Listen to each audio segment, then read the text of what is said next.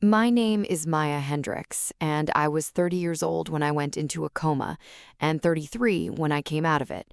And the 3 years in between are not years I'll remember because I was not present for them in any conscious sense. What I am present for, fully and completely, is everything that happened after I woke up. And it is the after that I'm going to tell you about because the after is where the real story lives. Before I tell you what I found when I woke up, let me tell you who I was before, so you understand what was at stake. I was a mother first. That is the only order that matters. My daughter Lily was 6 years old when I went into the hospital. My son Caleb was 8.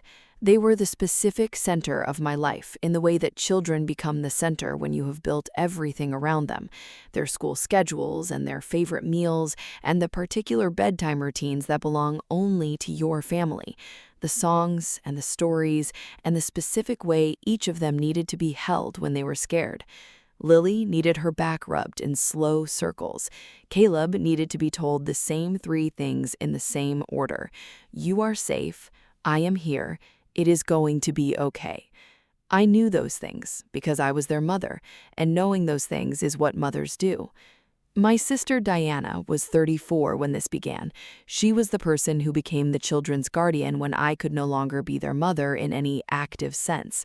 She was the person I would have chosen if I had been asked. She was the person I trusted with the most important thing I had. Please subscribe before we continue. Drop your city in the comments. I read everyone. Now let me tell you what Diana did with that trust. The accident happened on a Tuesday in March. I do not have memory of it, and the details I know came from hospital records and from people who were there. A car collision on a wet road, the kind of accident that happens in a second and changes everything that comes after it permanently. I sustained a traumatic brain injury. I was placed in a medically induced coma that became something longer and more complicated than the doctors initially expected. My body needed time that my mind was not present for.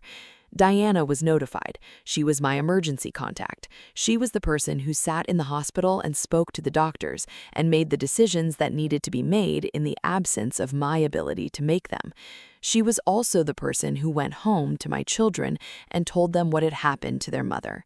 I do not know exactly what she told them that first night.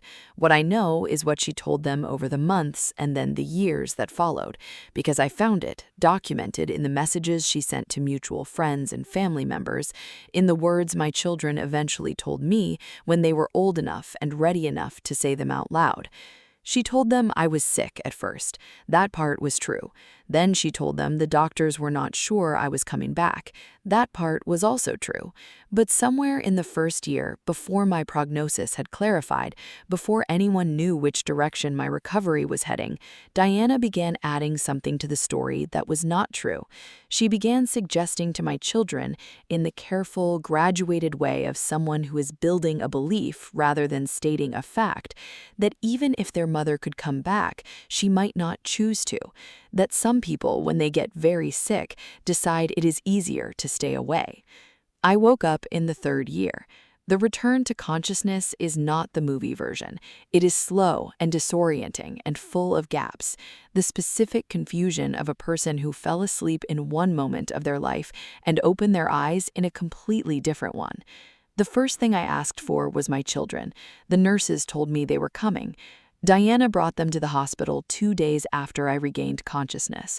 I want to tell you about that visit because it is the visit that planted the first seed of understanding, even though I did not yet know what I was understanding. Lily was 9, Caleb was 11. They stood in the doorway of my hospital room and looked at me with an expression I had never seen from either of them before. An expression that I can only describe as the specific, careful look of children who have been told something about a person and are now measuring what they see against what they were told. Lily did not run to me. Caleb said hi in the voice he uses when he's uncertain about something. Diana stood behind them with her hand on Caleb's shoulder and said, "Go on," in the tone of someone encouraging a child towards something they are hesitant about. I held out my arms. Lily came to me after a moment. Caleb came a moment after that. But the hesitation was there, and it was real, and it was not the hesitation of children who had missed their mother for 3 years and were overwhelmed to have her back. It was the hesitation of children who had been given a reason to be cautious about the person reaching for them.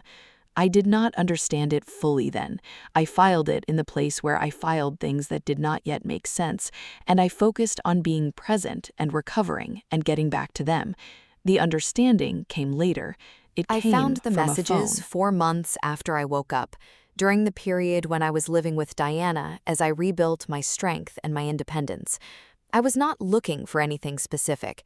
I was using Diana's tablet to search for a recipe because my own phone had been lost in the accident, and I was still rebuilding the basic infrastructure of a life that had been suspended for 3 years.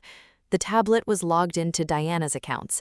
A message thread opened that I had not opened deliberately, a conversation between Diana and our cousin Paulette that went back 2.5 years. I read the first message, then I read the next.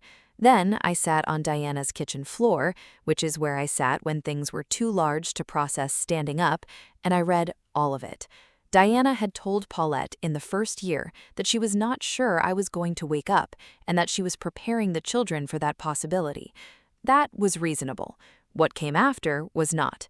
She had told Paulette that even if I woke up, she was not sure I should be the one raising the children, that the accident had changed things, that the children had adjusted to their new life, and that disrupting it would be cruel. She had told Paulette that Lily had stopped asking about me coming home, which she framed as acceptance, rather than as the result of a 3-year campaign of suggestion. And she had sent Paulette screenshots of conversations she had with Caleb, in which he had said he did not think his mom was coming back, and Diana had responded in writing, "Sometimes people make that choice, baby, and it does not mean she did not love you." I sat on that floor for a long time. Then I got up. I photographed every message on that thread. I texted them to my own number. I closed the tablet, I put it back exactly where I had found it, and I started building my record.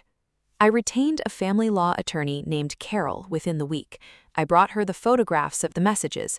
I brought her the specific statements my children had made to me in the months since I woke up, the things that only made sense once I had read those messages. Lily asking me once why I had decided to stay away so long. Caleb saying that Diana had told him that sick people sometimes choose not to fight.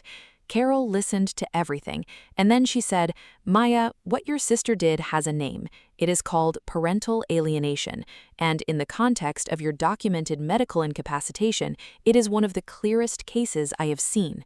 The legal process that followed was not fast, and it was not easy, and it is not the part of the story I'm going to walk you through in detail, because the legal part belongs to Carol and the courts.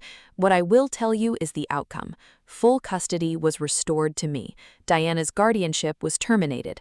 The court reviewed the messages and the testimony of the children's therapist, who had been seeing them for 6 months by that point, and who had documented the specific language patterns that indicated a child who has been told rather than concluded something about a parent. Diana was required to attend family therapy with the children and with me, which she did for 8 months, with the specific, reluctant compliance of someone who understands that the alternative is worse. Lily and Caleb know the truth now, not all of it, not every detail, because some details belong to adults and not to children, but the essential truth, that their mother did not choose to leave them, that their mother fought her way back, that the story they were told was not the true one. Lily asked me once, after one of our sessions, if I was angry at Aunt Diana. I thought about that for a moment. I said, I was. I said, I am less angry now because anger takes energy, and I would rather use that energy on you. She leaned against me the way she used to when she was 6, the specific weight of a child who has decided you are safe. Caleb still sometimes needs to hear the 3 things in the same order. You are safe. I am here. It is going to be okay. I say them every time. I will say them as many times as he needs. I woke up. I came back. I am not going anywhere. That is my story. If it stayed with you, share it with someone who needs it. Drop your city in the comments. Hit subscribe. I'll see you in the next one.